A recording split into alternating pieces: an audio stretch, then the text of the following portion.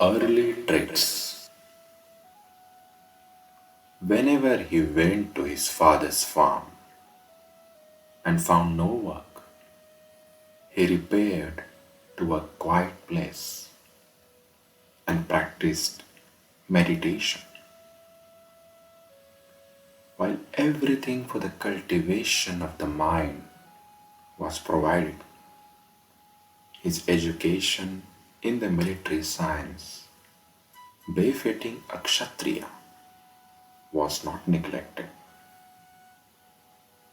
For Shuddhodana was anxious not to make the mistake of having cultivated the mind of his son at the cost of his manliness. Siddharth was of kindly disposition. He did not like exploitation of man by man. Once he went to his father's farm with some of his friends and saw the laborers ploughing the land, raising burns and cutting trees, etc., dressed in a scanty clothes under a hot burning sun. He was greatly moved by the sight. He said to his friends, "Can it be right that one man should exploit another? How can it be right that a laborer should toil and the master should live on the fruits of his labor?" His friends did not know what to say, for they believed in the old philosophy of life that a worker was born to serve, and that in serving his master, he was only fulfilling his destiny. The Sakyas used to celebrate a festival called Vapramangal. It was a rustic festival performed on the day of sowing. On this day, custom had made it obligatory on every Sakya to do ploughing personally. Siddharth always observed the custom and did engage himself in ploughing. Though a man of learning, he did not despise manual labor. He belonged to a warrior class and had been taught archery and the use of weapons, but he did not like causing unnecessary injury. He refused to join hunting parties. His friends used to say, "Are you afraid of tigers?" He used to retort by saying, "I know you are not going to kill tigers. You are going to kill harmless animals such as deer and rabbits. If not for hunting, come to witness how accurate is the aim of your friends." They said. Even such invitations Siddharth refused, saying, "I do not like to see the killing of innocent animals." Prajapati Gautami was deeply worried over this attitude of Siddharth. She used to argue with him, saying, "You have forgotten that you are a Kshatriya and fighting is your duty. The art of fighting can be learned only through hunting, for only by hunting can you learn how to aim accurately. Hunting is a training ground for the warrior class.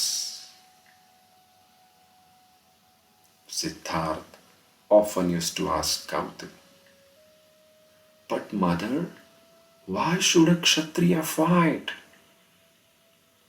And Gautami used to reply, "Because it is his duty." Siddharth was never satisfied by her answer. He used to ask Gautami, "Tell me, how can it be the duty of a man to kill man?" Gautami argued, "Such an attitude is good for an ascetic, but Kshatriyas must fight. If they don't, who will protect the kingdom?" "But mother, if all Kshatriyas loved one another, would they not be able to protect their kingdom without resort to killing?" Gautami had to leave him to his own opinion. He tried to induce his companions to join him in practicing meditation. He taught them the proper pose. He taught them to fix their mind on a subject. He advised them to select such thoughts as, "May I be happy. May my relations be happy. May all living animals be happy." But his friends did not take the matter seriously. They laughed at him. On closing their eyes, they could not concentrate on their subject of meditation. Instead, some saw before their eyes deer for shooting or sweets for eating.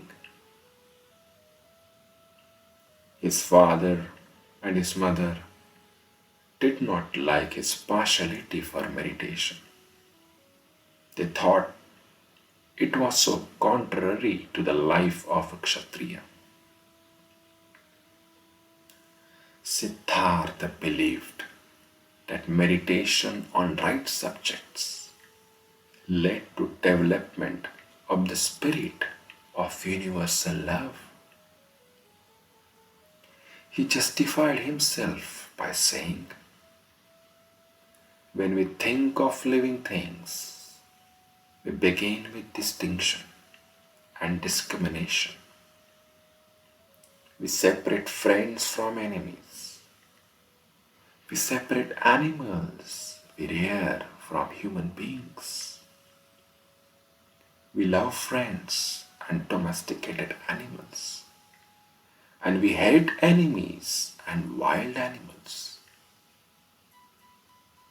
This dividing line we must overcome. And this we can do when we, in our contemplation, rise above the limitations of practical life." Such was his reasoning. His childhood was marked by the presence of supreme sense of compassion. Once he went to his father's farm. During recess, he was resting under a tree, enjoying the peace and beauty of nature. While so seated, a bird fell from the sky just in front of him. The bird had been shot at by an arrow which had pierced its body and was fluttering about in great agony. Siddhartha rushed to the help of the bird. He removed the arrow, dressed its wound, and gave it water to drink. He picked up the bird, came to the place where he was seated, and wrapped up the bird in his upper garment and held it next to his chest to give it warmth. Siddharth was wondering who could have shot this innocent bird. Before long, there came his cousin Devadatta, armed with all the implements of shooting. He told Siddharth that he had shot a bird flying in the sky. The bird was wounded, but it flew some distance and fell somewhere there, and asked him if he had seen it. Siddharth replied in the affirmative and showed him the bird, which had by that time completely recovered. Devadatta demanded that the bird be handed over to him. This Siddharth refused to do. A sharp argument ensued between the two. Devadatta argued that he was the owner of the bird because, by the rules of the game, he who kills a game becomes the owner of the game. Siddharth denied the validity of the rule. He argued that it is only he who protects that has the right to claim ownership. How can he who wants to kill be the owner? Neither party would yield. The matter was referred to arbitration. The arbitrator upheld the point of view of Siddharth Gautama. Devadatta became his permanent enemy. But Gautama's spirit of compassion was so great that he preferred to save the life of an innocent bird to securing the goodwill of his cousin. Such were the traits of character found in the early life of Siddharth Gautama.